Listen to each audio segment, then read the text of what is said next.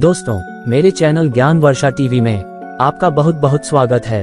तो बने रहिए वीडियो के अंत तक। तो चलो शुरू करते हैं। घोस्ट स्टोरी, भूत जिसने खुद अपनी हत्या की गुत्थी सुलझाई थी। ये कहानी 124 साल पुरानी है। एक भूत ने अपनी मौत के रहस्य से पर्दा उठाने में मदद की थी। इस घटना में मृतक महिला को उसके ही पति ने बेहद शातिर तरीके से मार डाला था, लेकिन भूत ने सपने में आकर अपनी मौत के रहस्य को खोल दिया। दोस्तों, पूरी कहानी को देखने के लिए वीडियो को अंत तक जरूर देखें। अमेरिका में एक भूत ने अपनी मर्डर मिस्ट्री सुलझाने में पुलिस की मदद की थी। ये घटना अमेरिका के वेस्ट वर्जीनिया राज्य में ग्रामीण क्षेत्र ग्रीनबियर काउंटी में आज से करीब 124 साल पहले घटी थी। इस काउंटी में इरास्मस एडवर्ड शू नाम का एक लोहार रहता था। उसकी 3 महीने पहले ही एल्वा नाम की एक महिला के साथ शादी हुई थी।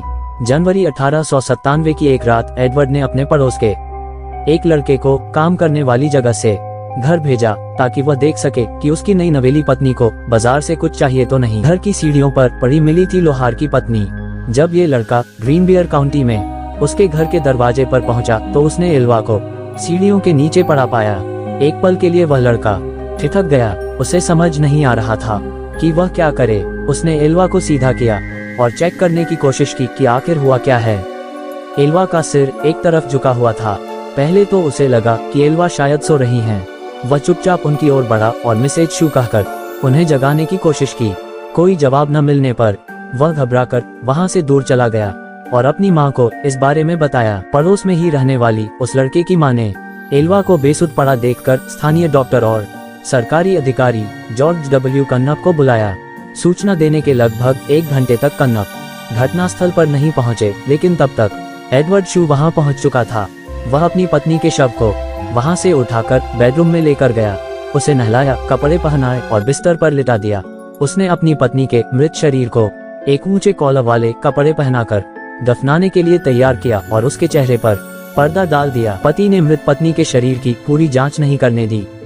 इस दौरान सरकारी अधिकारी और मौत के मामलों को देखने वाले स्थानीय डॉक्टर जॉर्ज डब्ल्यू कन्नप भी पहुंच गए। उन्होंने मृतक महिला के शरीर की जांच शुरू कर दी। उस दौरान पति एडवर्ड शू अपनी पत्नी के सिर को गोद में रखकर रोता रहा।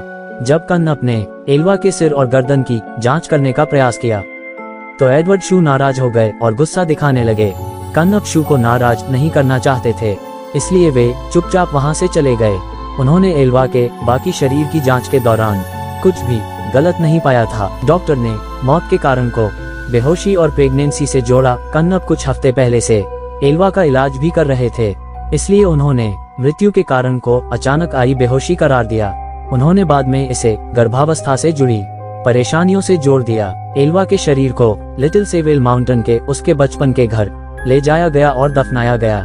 ताबूत में भी एल्वा के सिर और गर्दन को शू ने किसी और को न तो छूने दिया और न ही देखने दिया।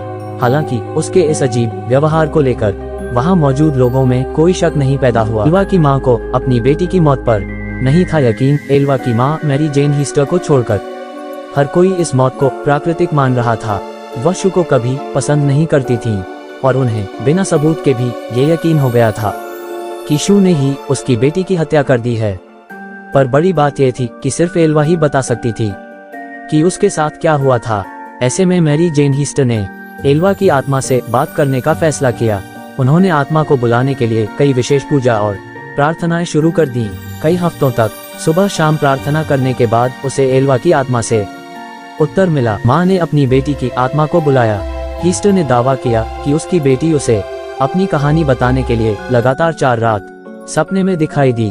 उन्होंने कहा कि आत्मा पहले एक उज्जवल प्रकाश के रूप में प्रकट हुई, फिर धीरे धीरे एक मानव रूप लेकर अपनी कहानी बताने लगी। इस दौरान पूरा कमरा ठंड से भर जाता था।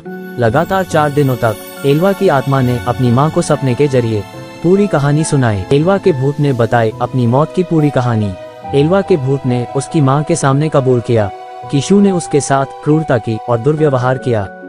एक रात जब एल्वा ने रात को खाने में मीट नहीं बनाया तो उसने एल्वा पर हमला कर दिया और मारपीट की।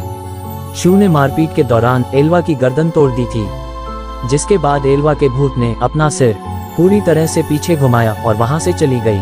इस घटना के बाद एल्वा की मां पब्लिक प्रोसिक्यूटर जॉन प्रेस्टन के पास गई और मामले को फिर से खोलने की अपील की। प्रेस्टन ने भूत के बारे में उसकी कहानी पर विश्वास किया और आसपास के लोगों से पूछताछ शुरू कर दी। सरकारी वकील ने शव को कब्र से निकलवाकर जांच करवाई। शू के पड़ोसियों और दोस्तों ने एल्वा के अंतिम संस्कार के दौरान उसके अजीब व्यवहार के बारे में सरकारी अभियोजक प्रेस्टन को बताया। डॉक्टर कन्नप ने भी स्वीकार किया कि उन्होंने एल्वा के शव की पूरी तरह से जांच नहीं की थी। प्रेस्टन के लिए ये दोनों बयान शव के फिर से परीक्षण के आदेश को पाने के लिए पर्याप्त थे। उन्होंने कोर्ट के आदेश से शू की आपत्तियों के बावजूद शव को कब्र से बाहर निकलवाया और जांच के लिए मोर्चरी लेकर गए। गर्दन और सिर पर मिले निशानों से पति साबित हुआ दोषी। एक स्थानीय समाचार पत्र द पोकाहोंट्स टाइम्स ने बाद में रिपोर्ट किया कि गले पर उंगलियों के निशान पाए गए थे, जिससे ये पता चला कि एल्वा की मौत दम घुटने से हुई थी। उसकी गर्दन पर गला घोंटने के निशान पाए गए थे, जिससे गर्दन की नस और कोशिकाओं को काफी नुकसान पहुंचा था। गर्दन की हड्डी भी टूटी हुई मिली, जिसके बाद इस मौत की विस्तृत जांच की गई और शू को उसकी पत्नी की मौत का गुनाहगार माना गया। दोस्तों, उम्मीद करता हूँ मेरी वीडियो आपको पसंद आई होगी, तो प्लीज चैनल को सब्सक्राइब जरूर करें ताकि हर रोज आपको ऐसी ही ज्ञानवर्धक वीडियो देखने को मिलती रहे। धन्यवाद।